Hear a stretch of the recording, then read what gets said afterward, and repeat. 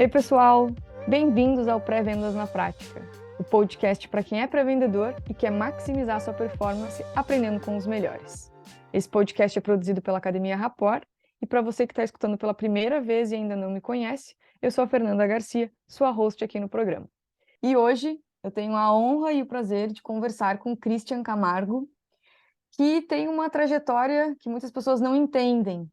Foi do comercial, foi gerente de compras, esteve lá do outro lado, e aí foi para pré-vendas, onde ele já está há 3 anos, e hoje é o pré-vendedor Enterprise nível 3, especialista em ABM da Arquivei. Então, Cris, por favor, te apresenta um pouco mais e conta para a gente como que foi essa trajetória, como é que tu foi parar em pré-vendas, saindo de vendas e passando por compras? Bom, primeiramente, obrigado, né, pelo convite, estar aqui conversando com vocês, né, gosto muito do trabalho da Rapor, sou fã do que vocês fazem hoje no mercado, acho que é muito importante essa pegada da educação, eu acho que isso que realmente transforma um profissional e isso que realmente leva um profissional para o próximo nível. Boa. Cara, mas só voltando a falar um pouco da minha trajetória, né, o sair de compras para ir para vendas é o caminho de volta para a roça, né? Sempre gostei de vendas, desde de criança, assim, sempre fui, trabalho desde os 12 anos e durante Já um tempo pode se trabalhando, aposentar, ô Cris? já posso, né, dar entrada na aposentadoria, né? E eu comecei a trabalhar com vendas mesmo, assim, diretamente, quando eu trabalhava no Ponto Frio, trabalhava no varejo, né? E foi uma grande escola para mim ali, né? Apesar de ser uma venda para pessoa física, né, para CPF, Uhum. ali gostava muito daquele ambiente, né? De poder fazer o próprio salário, de poder você não ter um certo limite e de poder estar conversando com pessoas, né? Sim. E aí eu fiquei muito tempo no varejo, vendendo, tem várias experiências de vendas muito engraçadas, muito legais. E depois eu passei para a área de compras, né? Foi uma transição que comecei a trabalhar no ramo de alimentícia, apareceu uma oportunidade para trabalhar, eu entendia bastante de Excel, bastante essas coisas, e aí surgiu uma vaga na área de compras, e aí eu fui trabalhar na área de compras e fui me desenvolvendo. E gostei durante muito tempo, né, da área de compras, mas é, acabou que senti falta da área de vendas, e acabei que que eu fiz o caminho, tentei, assim, depois da área de compras, fui para a área de vendas, e surgiram vários convites para voltar para a área de compras nesse tempo, bons convites até, mas não quis topar voltar de novo para a área de compras. Me mantive na área comercial. Eu acho Boa. que é isso que eu tenho que fazer e me sinto bem fazendo isso. Nossa, isso que é importante. E eu imagino que essa tua bagagem também de ter ficado 3 anos em compras, ali atuando diretamente na área, responsável por conhecer time, conhecer os processos que envolvem compras, te ajuda absurdamente muito em ser um pré-vendedor enterprise que está ali trabalhando com grandes contas. Tu consegue trazer bastante da tua experiência antiga, assim, o que que te ajudou nesse teu olhar hoje pro mercado, sendo um pré-vendedor e não mais um Sim, comprador? sim, ajuda muito, né? Porque assim, eu sempre gostei de me conectar com pessoas, né, Nanda? Então, assim, Uhum.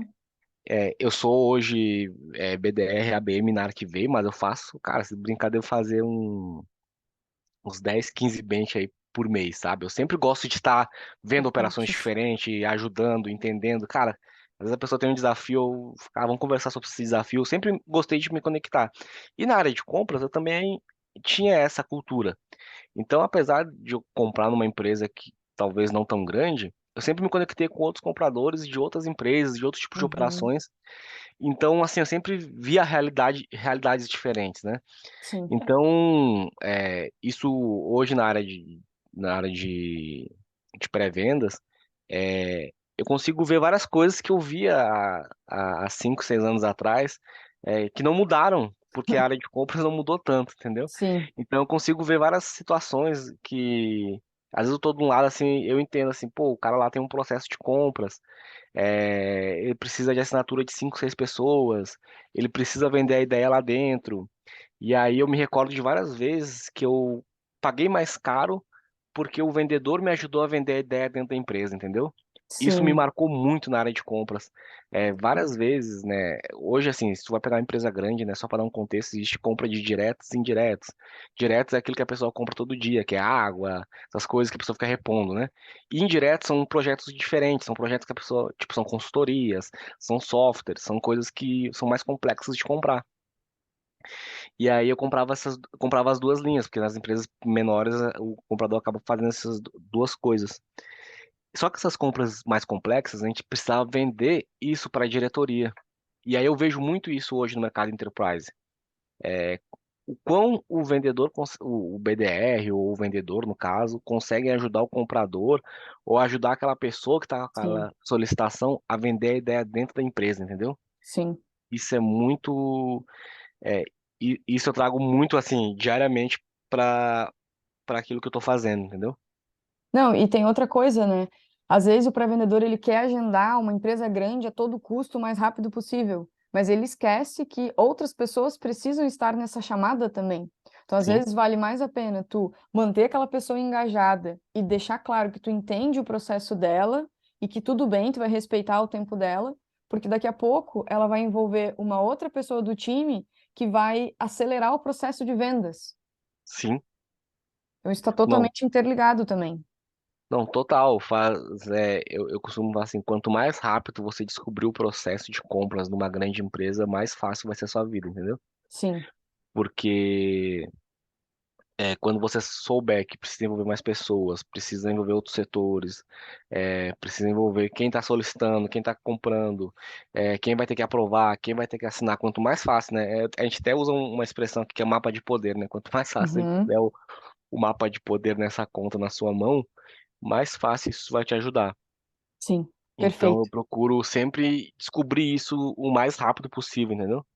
E como que tu faz para descobrir hoje? Quais ferramentas tu usa? Qual que é o teu ponto de partida? Principalmente para quem trabalha com enterprise e talvez nunca tenha escutado falar sobre mapa do poder, ou está começando agora e, meu Deus, quero fazer isso também aqui.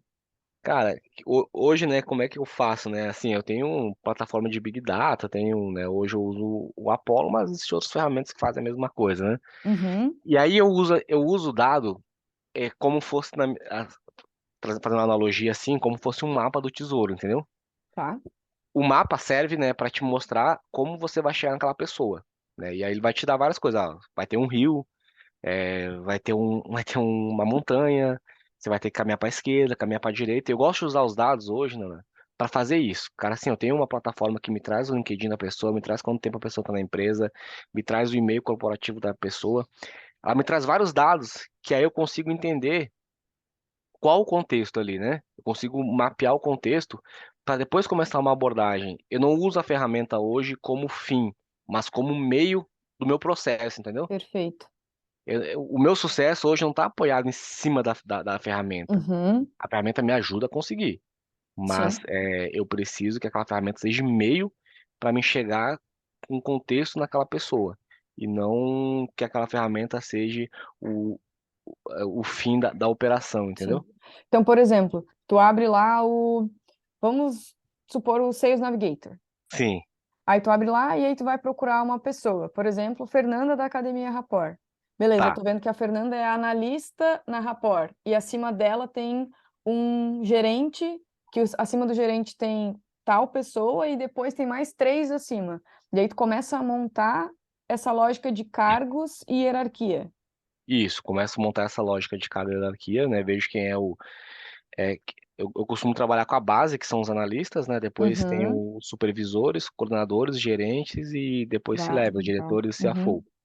É mais ou menos o mais caro, né?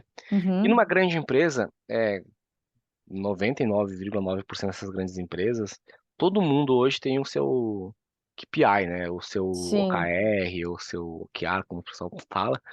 Então, todo mundo vai ter uma meta na empresa, né? Todo mundo, cara. Então, é, eu procuro sempre estar estudando o mercado dessa galera, sim, para nossa, entender, assim, qual que é o que é sucesso para esse analista? Entendeu? sim, Porque às vezes, cara, nós pensamos que ele tem um problema, mas talvez ele tenha outro problema muito mais importante para resolver em 2023. Sim, Talvez aquele problema que a gente pensa que o cara tenha não é um problema. E essas grandes empresas, para quem mexe no mercado enterprise, elas divulgam muito seus balancetes, seus balanços, elas sim, divulgam muito as reuniões de board. Então essas coisas impactam a empresa toda. Então, sim, o que que eu faço? Primeira coisa, né? Defino o nível hierárquico das empresas, né? Tipo, analista, supervisor, gerente, supervisor, coordenador, gerente, se leva. Então, e aí eu começo a entender, cara, como é que essa meta que está lá em cima da empresa vai se desdobrar até chegar no analista? Porque o caminho da meta é só um. Cara, a meta vai desdobrar e vai chegar lá embaixo. Então, como é que eu ajudo esse cara lá de baixo a alcançar a meta dele, né? E aí eu começo a criar uma prospecção em sim. cima disso. Qual que é a meta desse cara? O que que é sucesso para ele? Qual é o indicador de sucesso para ele? E aí eu começo a trabalhar esse cara embaixo em relação a isso. E aí o mesmo sucesso do analista, ele é diferente do sucesso do gestor. Mesmo que eles se complementam, cada um entrega uma fatia do bolo. Então eu tenho que entender que o analista é muito mais uma coisa operacional. Então, quando eu vou fazer uma campanha, vou fazer uma abordagem, eu vou focar nisso. Quando eu vou falar com o supervisor, eu tenho outra, porque o supervisor tem que se encarregar que o que o gestor passou para baixo seja executado. Então, como é que eu vou ajudar esse supervisor? Como é que eu vou ajudar esse coordenador? Como é que eu vou ajudar esse gestor? Como é que eu vou ajudar esse diretor? E aí eu começo a entender como que essa grande meta eu consigo dividir ela em fatias e vou ajudando cada um no seu nível, entendeu? Perfeito. Cara, e pensando ali, né, tu tinha começado da base ali, analista, aí Sim. supervisor, vai subindo. Tu tens alguma prática, ou dentro da empresa, ou tu com o mercado, de conversar também com outras pessoas nessa posição de analista e entender como que vai ser um ano de um analista, como que vai ser um ano de um diretor? Tu consegues conversar com alguém que está nessa posição e entender esse cenário? Ou é através dos teus estudos que tu vai desdobrando no que tu acreditas que seja a meta dessas pessoas? Eu acho que são dois cenários aí, né? O primeiro, assim, você falou uma coisa muito interessante no começo ali, é que às vezes quando a gente fala com uma grande empresa, nós queremos converter logo, né? Sim. E você tem que cuidar dessa ansiedade, você tem que aprender a gerir isso com o tempo.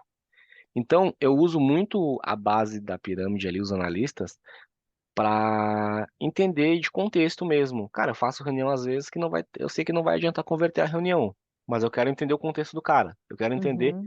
cara, esse cara é um analista aqui do varejo. Cara, qual o desafio desse cidadão? O que que ele precisa fazer? O que que ele precisa entregar? Como é que é o dia a dia dele, né? Quais as dores que ele vive durante muito tempo e por que que ele não resolve essas dores? Porque existe muito isso, né? Então, nem sempre as dores são solucionadas como nós pensamos. E Sim. aí, se essa dor não for, principalmente se for uma dor que não for atrelada a um resultado que a empresa está esperando para aquele ano.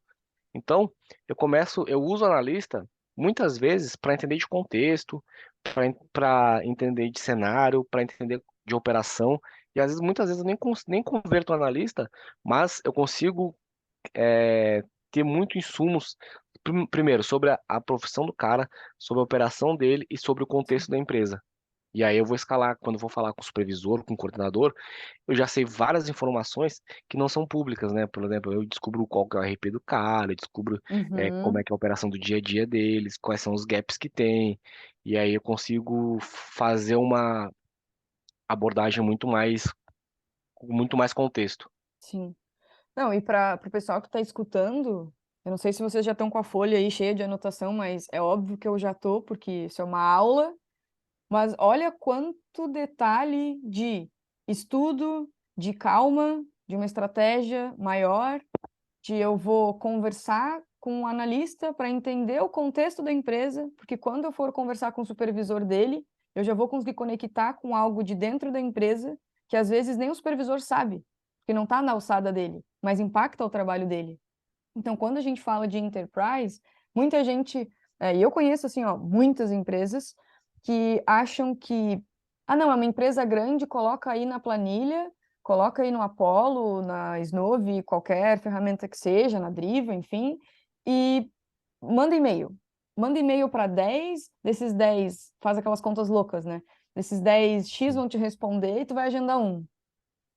quando a gente fala de enterprise, principalmente, tem que ter todo um cuidado e uma estratégia para trabalhar as contas. Não dá para sair fazendo no louco, né? Sim, total, não tem como fazer. E as pessoas, cada vez mais as pessoas se conversam, né? Uhum, Então você pode até fechar portas, dependendo da sua estratégia.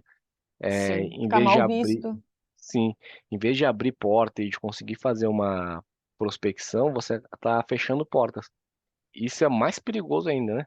Porque até Sim, você depois conseguir reverter isso demora. Então você tem que ter muito cuidado no que você está fazendo. sim. Boa, bom ponto. E Cris, no LinkedIn, tu já tens quase 12 mil seguidores, tu tá com 11.951, é coisa pra caramba, é muita gente seguindo, e os teus posts, eles são totalmente orientados ao teu público, à tua persona. Então ali tu fala de evento que tu vai participar do segmento, tu compartilhas notícias sobre notas fiscais, sobre notícias sobre política que envolvem o teu mercado também. Então eu vejo ali que muitas curtidas e muitas reações também, que não só o like, mas a lâmpada ali, quando a galera interage, são de personas tuas, são de potenciais leads, né? Então, Sim. o teu LinkedIn, ele é totalmente orientado, eu vejo ele assim, aqui do meu lado, muito ao social selling. Então, eu já queria que tu compartilhasse 3 ações práticas que tu faz no teu dia a dia e que tu sentes assim, pô, fazendo isso, eu consigo chegar mais perto do meu resultado do que se eu só tivesse seguindo a estratégia de, sei lá, manda e-mail e liga.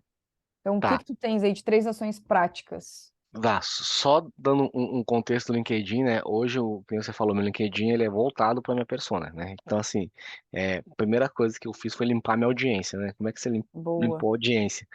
É, eu só publico coisas pro meu público. Então, assim, hoje, tipo, eu tenho muitos amigos da área de marketing, muitos amigos da área de vendas e tal, mas nos meus posts, raramente alguém dessa área, porque vai comentar porque o LinkedIn não entrega mais para essas pessoas. Ele entrega muito pro meu público. Então, a primeira coisa que eu fiz foi, tipo assim, começar a produzir só conteúdos pro mundo que eu trabalho, né? Pro meu mundo, assim, de área contábil, tributária e fiscal. E aí eu limpei minha audiência, isso tem um ano, mais ou menos, um ano e meio já. Então, e aí eu criei a prática, né, quais são as 3 coisas que eu faço, assim, né, que impactam muito hoje na minha operação. A primeira coisa, eu criei uma linha editorial. Parece assim muito longe de um BDR, mas isso é muito simples de fazer. Uma coisa acaba se interligando com a outra, né? Quando você começa a conversar muito com o seu público, e eu converso muito com analistas da área de operação, eu comecei a entender assim que as dores muitas vezes se repetiam de nicho para nicho, de mercado para mercado, iam variando. E aí eu comecei a criar assim, cara, o cara fala uma dor, eu vou lá e escrevo a frase. Aí eu começo a criar uma linha de edição. Então eu tenho um post daqui até Boa. 2024 para escrever. Então, assim, cara, o que eu vou escrever hoje? Eu não tenho essa agonia, não. Eu só abro minha planilha e tenho meus posts para fazer. Isso me facilitou muito a minha vida. Essa foi a primeira coisa. Tem uma linha editorial. E Parece tu começa ela com os insights que tu tem nas tuas próprias chamadas isso. com a tua persona real oficial. Sim, isso mesmo. Assim, eu devo ter acho que uns 180 tópicos para escrever. É muita coisa, porque assim, quando eu comecei a produzir, eu tinha esse problema. Cara, o que eu vou escrever? Cara, hoje, dia 2 ou 5 eu vou escrever sobre o quê? Aí eu Sim, falei, cara, eu vou começar a aproveitar minhas conversas, e aí eu criei uma linha editorial. Então, assim, cara, tem um post aqui, muito post para fazer sobre o mundo que eu trabalho. É, a segunda coisa que eu comecei a entender foi o fator de você ter um interesse genuíno sobre a área que você trabalha.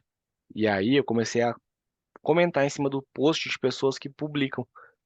Só que isso só dá certo se você realmente estiver fazendo um comentário se for inteligente. inteligente. E isso você tem que gostar de publicar ali, você tem que gostar de comentar, você tem que gostar de fazer, porque senão é muito Sim, difícil você fazer uma coisa. Porque acontece às vezes. Você vai comentar, a pessoa vai, né, digamos, trucar em cima, ou vai repostar em cima. Se você não gostar do que você está fazendo, como é que você vai continuar aquela conversa, né? sim. Cara, deixa eu até fazer um parênteses aqui. Em tempos de inteligência artificial, muita gente está fazendo posts que eu olho o post e eu vejo, não foi uma pessoa, de fato, com a sua personalidade que escreveu. Tá na cara que é um post de inteligência artificial. E óbvio, né? Tem gente que consegue escrever muito bem usando inteligência. Mas esse é um ponto. Aí depois a pessoa às vezes usa a inteligência para escrever um comentário no post de alguém, que é isso que tu tá falando. Só que aí depois eu fico pensando, e numa chamada com essa pessoa, como que tu vais engajar numa conversa? Se a pessoa chega para ti e fala: "Pô, Cris, gostei muito ali do comentário que tu fez no meu post falando de tal coisa". Se não foi tu de fato que estudou e escreveu e tem entendimento do assunto, a tua call vai ficar rasa. A chance dela ficar rasa é muito maior. Sim, Porque tu não tem interesse no assunto, tu só tá fazendo porque tem que fazer. É ruim, né? sim, verdade. E aí vai ter uma quebra de experiência da pessoa, né? Uhum, Pô, velho, você fez um comentário muito inteligente, muito alto comentário. Aí chega na chamada, você não consegue desenvolver a conversa, sim. Fica uma conversa ali aquele acaba superficial. que sim. Então você tem que ter muito cuidado quando você vai fazer isso, né? O e assim, né? O fato de você comentar é muito importante, desde que você cuide desses detalhes para não acontecer de você fazer um Ctrl+C, Ctrl+V numa inteligência artificial e que tenha um interesse genuíno, sabe? Quando tem interesse genuíno, as pessoas sentem quando você faz uma coisa Uhum, que é uma coisa realmente feita por um ser humano que se interessa pelo assunto e que está ali todo dia falando sobre aquele tema, as pessoas entendem e sentem que você está sendo verdadeiro. sim.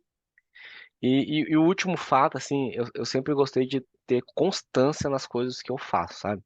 Eu sou muito repetitivo. Cara, É, poucas pessoas são assim, constância e insistir em algo. eu sou muito repetitivo, assim, cara. Então, assim, a terceira coisa é você tem que ter uma rotina muito pré-definida do que você precisa fazer no dia a dia, velho. Senão, não vai dar certo. Não adianta você fazer hoje 50 coisas e amanhã não fazer nada. E aí, Uhum, depois de amanhã você volta a fazer 50. Você não vai conseguir se desenvolver como você precisa se desenvolver. Então, cara, eu tenho minhas atividades diárias e sou repetitivo nelas.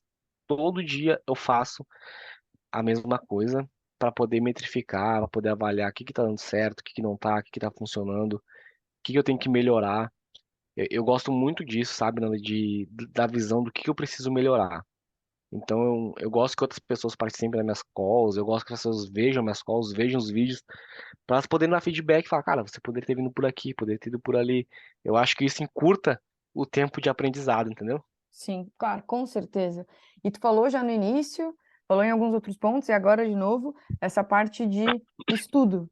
Cara, Sim, a gente tem que estudar, tanto para fazer um bom papel, né? A gente tem uma carreira, e porque é muito massa aprender coisas novas. Eu acho animal, assim, de entender como as coisas funcionam, de ler uma entrevista, uma notícia, e falar, cara, eu entendo o impacto disso aqui que eu estou lendo, porque eu, né, estou envolvida com esse mercado. E esse teu ponto agora de pedir feedback, isso é algo que não são todos que fazem. Dentro de uma equipe, sei lá, de 10 pessoas, 20% da equipe ali acaba pedindo feedback, ou às vezes nem isso. E as pessoas acabam não tendo muito costume também, né? Porque sentem esse medo do julgamento. E quando eu escuto alguém falando que pede feedback, para mim é o paraíso na Terra, porque isso quer dizer que a pessoa quer melhorar a sua entrega. Então, pô, tu tá estudando, tu tá pedindo feedback, tu tá mantendo a constância, e de alguma forma tu consegues metrificar os teus resultados além do numérico, tu pensa nisso, como é que tu sabe que tu tá fazendo uma call melhor? sim. Cara, assim, eu gosto de ter uma metodologia para fazer as calls, né? Então, Claro, assim, claro. precisa ter começo, meio e fim, e dentro desse meio, começo e fim, existe alguns pedaços da call, né? Cara, é a parte de descoberta, a parte de fazer perguntas, a parte de ouvir, a parte de amarrar a conversa. São vários fatores, né? Cada um tem a sua metodologia. Tem gente que gosta de spin, Sim. outros espaços, de cada um tem a sua metodologia. Então, dentro daquilo, eu gosto de metrificar, cara, qual ponto eu preciso melhorar? Será que é o ponto de situação? Será que é o Boa. ponto de explorar a dor? Será que é o ponto de ouvir? Será que é o ponto de amarrar o final da conversa? Durante um tempo da minha vida, eu tinha muita facilidade em fazer as perguntas de situação, em implicar com o cliente. Eu tinha muita facilidade nisso, mas eu Uhum. tinha muita dificuldade em amarrar o final da call.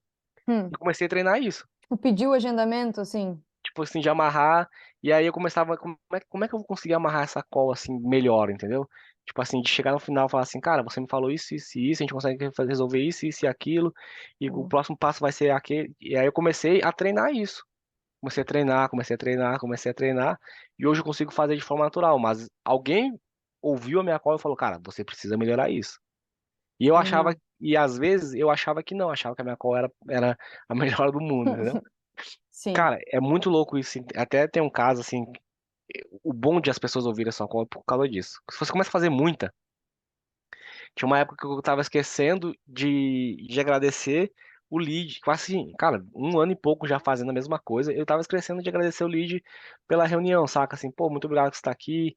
Às vezes não tava startando certo o começo da reunião, já ia direto pra pergunta de situação, Sim. porque o dia a dia, cara, o dia a dia e a rotina são muito perigosos. Por Eles isso, te engolem? sim, muito. E aí, aí você começa a ver os caras, tem alguns caras fora da curva que eu sigo, e eu vejo esses caras estudando, do mesmo Sim. jeito, tipo assim, o cara tem 50 anos, às vezes, numa empresa gringa, o cara é super experiente, é head nisso, mas tá lá estudando, e provavelmente esse cara tá ouvindo feedback também de alguém, Sim. entendeu? E ele só é foda, muito provavelmente, porque ele estuda, porque ele tem mentores e porque ele tá em contato direto com o mercado para entender. Agora o negócio tá mudando para cá. Eu preciso me atualizar e vir para cá também. Porque se ele ficar fazendo da mesma forma que ele fazia 20 anos atrás, foi Sim, engolido. sim, verdade. Ô, E Cris, esse ponto de recapitulação que tu falou, aí eu comecei a falar para pro lead. Então a gente conversou isso, agora o próximo passo é isso, a gente consegue fazer tal coisa. Eu falei sobre isso no LinkedIn. Quem estiver escutando agora pode ir lá dar uma olhada, mas eu falei sobre a recapitulação. E que a sim, maioria eu escuto hoje muitas calls por dia, ali uma em média de umas 3, 4 horas de call por dia, e o que eu mais sinto, tenho sentido falta, é recapitulação. A pessoa simplesmente conversa, conversa, conversa e agenda. E qual que é o sim, poder de recapitular? Tu mostra que tu escutou, que tu prestou atenção na pessoa, tu consegue usar palavras que ela usou para ela sentir esse espelhamento e que tu de fato entendeu e prestou atenção.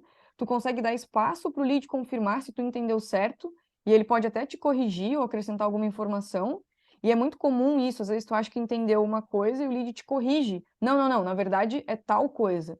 sim, E se tu esqueceu de perguntar uma coisa importante, quando tá recapitulando, tu percebe, putz, esqueci de perguntar tal coisa. E aí tu já consegue fazer essa pergunta e ter uma qualificação ainda mais assertiva. Então, recapitular é algo super simples de fazer e é super poderoso. Só que tu só consegue muito. fazer isso se tu tá anotando a call, se tu tá ali prestando atenção e se tu é, tá interessado de fato em escutar o lead e não só pensando nas tuas perguntas para o teu agendamento. Sim, não, total, faz muito sentido isso, né? Cara, já aconteceu de eu fazer uma call, recapitular e perguntar, cara, além dessas coisas, existe algum outro cenário que tá incomodando Ótimo. vocês? E a pessoa acabar falando coisas que ela não tinha falado no começo, entendeu? Sim, E a pessoa se sentiu tão à vontade pra falar no sim, final, já aconteceu de eu fazer isso e a pessoa voltar num ponto que eu tinha perguntado lá no começo, que ela falou que não tinha problema, entendeu? Tipo assim, eu sim, falei, eu falei de tal situação, a pessoa falou, não, sobre isso não tem problema nenhum. E avançar para outros pontos. E sim. no final, quando eu recapitulo e pergunto se mais alguma coisa que a pessoa queira colocar, ela volta naquele ponto que ela falou que não tinha problema. Porque vocês E é construíram uma confiança na isso ligação, né? mesmo. Isso mesmo, que a E aí pessoa às ela vezes quer ela tem. ajuda. Isso. Às vezes a pessoa tem Boa. vergonha de falar de certos problemas, porque às vezes certos problemas a gente fica. Até a gente como vendedor, né? A gente tem vergonha de falar alguma coisa. Pô, aqui talvez o CRM seja o melhor. E aí você fica com vergonha de falar que você não tá trabalhando um CRM tão bom. Às vezes a Sim, pessoa pensa que isso não existe, mas existe muito. Às vezes a pessoa tem vergonha de falar que a operação tem um erro muito grosseiro.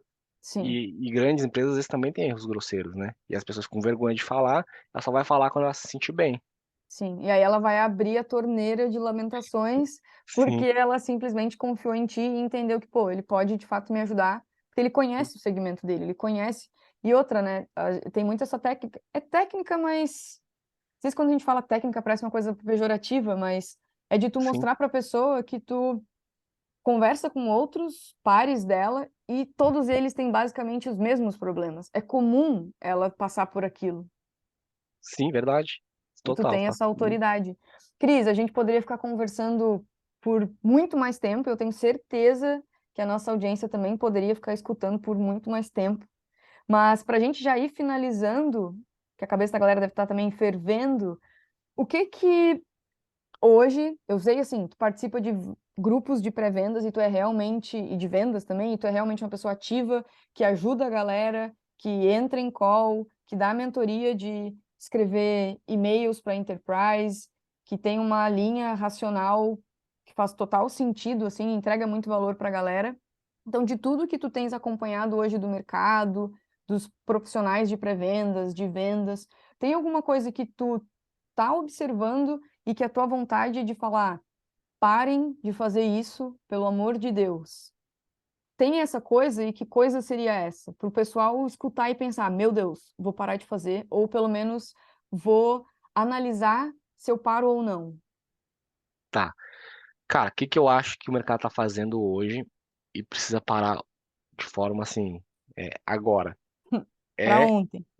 tipo assim, tem que parar de ser genérico. O SDR e o BDR, eles não podem ser genéricos mais.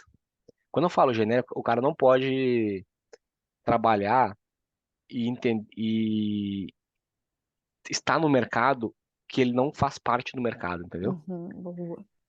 Isso pra mim é muito muito forte isso. Eu acredito muito que o BDR ele precisa olhar para o mercado e ele precisa ser um especialista no mercado. Mas para ser um especialista no mercado, você precisa gostar ou aprender a gostar desse mercado, aprender buscar informação, buscar conhecimento. Então, assim, o que que eu vejo hoje? A galera não está inserido no mercado que gosta, não consegue entender do contexto do mercado, e aí começa a ter as abordagens rasas, começa a cair na outra ponta, de todo mundo Sim, usar o mesmo copy de e-mail, todo mundo usar a mesma abordagem, porque as pessoas não conseguem entender assim, cara, eu vou trabalhar no nicho que eu gosto. Eu preciso trabalhar no nicho que eu gosto e que eu tenha curiosidade por estudar isso, entendeu? sim, Porque isso vai facilitar muito, André. Isso vai facilitar muito a vida do BDR, do SDR, de quem vai abrir uma conta, de quem vai abrir uma porta numa empresa, entendeu? As pessoas precisam parar é, de trabalhar em locais que elas não sentem prazer em estudar sobre o meio, entendeu? sim. Eu até comentei sobre isso, excelente ponto, Cris. Eu falei com a Jéssica sobre isso no nosso primeiro podcast aqui, e a gente comentou exatamente que a pessoa tem milhões de opções, milhares de opções que seja, para trabalhar com o que ela gosta. Então, eu gosto de moda, eu posso ser uma pré-vendedora que trabalha numa startup ou numa empresa, um software, alguma coisa que é envolvido com moda. Sim, Imagina, eu vou gostar de estudar sobre os tecidos, sobre as máquinas, sobre o tempo de criação, sobre os eventos que existem. Então, assim, às vezes é só o pré-vendedor olhar para a tela do computador e pensar, cara, eu tô gostando disso aqui? Não. Então, o que que eu vou fazer aqui, onde eu estou hoje, que vai que vai deixar claro para o mercado que eu posso ir para qualquer outra posição? Porque também tem muito disso, né? Para vendedor ele é genérico, ele não gosta daquilo que ele está fazendo, ele está só olhando para a próxima, esperando a próxima oportunidade, mas ele não está dando o seu máximo onde ele está. Mas ele acha que ele merece o mundo, mas ele não está fazendo esse mundo no lugar que ele está agora, com as ferramentas que ele tem. Então, para mim, isso também está total associado com eu tenho que entregar um ótimo resultado onde eu tô. Esse resultado onde eu tô vai me permitir ir para um lugar que eu vou poder realmente me desenvolver no que eu gosto. E aí, ninguém me segura. sim.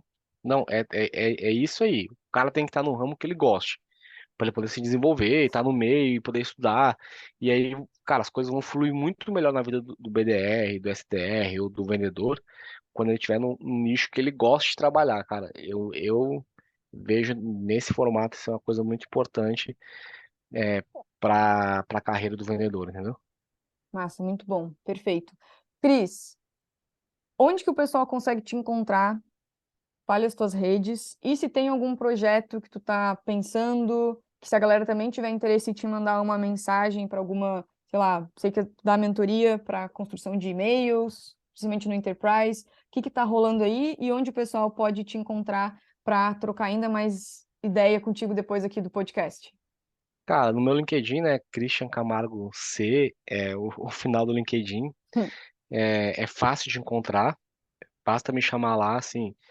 É, hoje eu estou muito voltado, assim, né, pro mercado enterprise, então estou me descobrindo ainda nessa questão de ensinar, de compartilhar, mas, cara, o que precisarem, tipo, de entender do mercado, como é que faz isso, como é que você gera hoje leads no LinkedIn quase de forma orgânica, como é que você tem feito tudo isso, cara, pode me chamar lá, pode mandar mensagem. Vendas para mim é mais que, assim, é quase um hobby para mim, entendeu? Eu tenho até que me policiar, porque senão eu falo sobre isso 24 horas, entendeu? Sim, boa. Cris, de novo, muito, muito, muito obrigada. Pessoal que nos acompanhou aqui também, muitíssimo obrigada pela audiência e nos vemos no próximo.